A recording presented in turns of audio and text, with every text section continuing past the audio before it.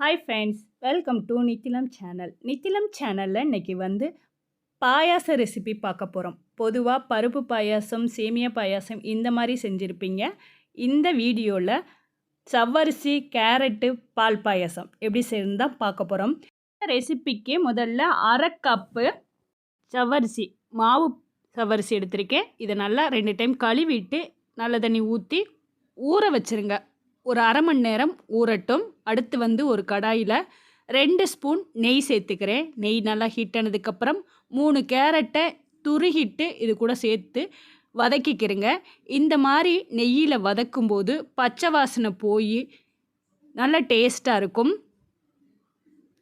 ஒரு 2-3 நிமிஷம் இந்த மாதிரி வதக்கி இந்த கேரட்டு இந்த மாதிரி கலர் சேஞ்ச் ஆனதுக்கப்புறம் எடுத்து ஒரு பிளேட்டில் வச்சுக்கிறேங்க. அடுத்து சவ்வரிசி ஒரு அரை மணி நேரம் ஊறிடுச்சு. ரொம்ப நேரம் ஊற வைக்க வேணாம். அரை மணி நேரம் ஊறினதுக்கப்புறம் அதே கடாயில் சேர்த்துட்டு கூடவே 3 கப் அளவுக்கு தண்ணி சேர்த்துக்கிறேங்க. நல்லா மிக்ஸ் பண்ணிவிட்டு இதை வேகட்டும். அதுக்குள்ளே இந்த பாயாசத்துக்கு வெல்லம் கரைச்சிக்கலாம். எந்த கப்பில் சவ்வரிசி எடுத்தோமோ அதே கப்பில் 1 கப்பு வெல்லம் எடுத்து 1/4 கப்பு தண்ணி சேர்த்து கட்டிகள்லாம் கரைஞ்சதுக்கப்புறம் ஸ்டவ்வை ஆஃப் பண்ணிடுங்க. இப்போ சவ்வரிசி ஓரளவு நல்லா வேக ஆரம்பிச்சிருச்சு. ஊற வச்சதுனால சவ்வரிசி வேகமாகவே ஊறிடும். அடுத்து நெய்யில் வதக்குன கேரட்டை இது கூட சேர்த்து ஒரு 2-3 நிமிஷம் வேக விடுங்க.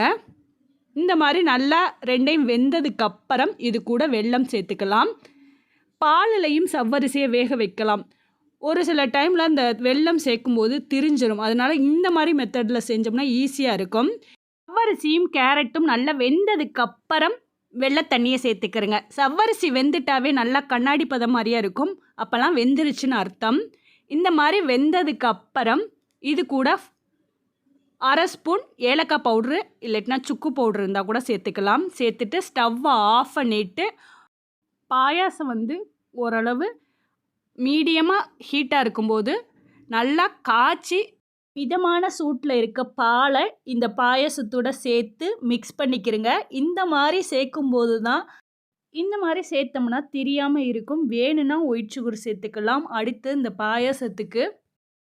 பாயாசத்துக்கு எக்ஸ்ட்ரா வாசனைக்கும் டேஸ்ட்டுக்காண்டி தாளிப்பு கரண்டியில் 4 ஸ்பூன் நெய் சேர்த்துருக்கேன். முந்திரி, கிரேப்ஸு சேர்த்துக்கிறேன். இது கூட வேணும்னா தேங்காயை குட்டி குட்டியாக கட் பண்ணி நல்லா பொன்னிறமாக வறுத்து சேர்த்துக்கலாம். இந்த பாயாசத்து கூட நல்லா பொன்னிறம் ஆனதும் எடுத்து அந்த பாயாசத்தோடு சேர்த்து மிக்ஸ் பண்ணி சர்வ் பண்ணுங்கள்.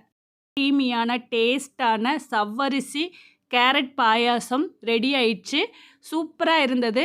கண்டிப்பாக நீங்களும் இந்த வீடியோவை பார்த்துட்டு ட்ரை பண்ணுங்கள். மறக்காமல் இந்த வீடியோவுக்கு லைக் கொடுங்க. ஃப்ரெண்ட்ஸ்க்கு நான் ஷேர் பண்ணுங்கள்.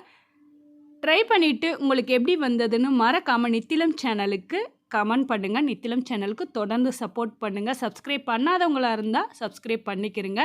தேங்க்யூ ஃபார் வாட்சிங்.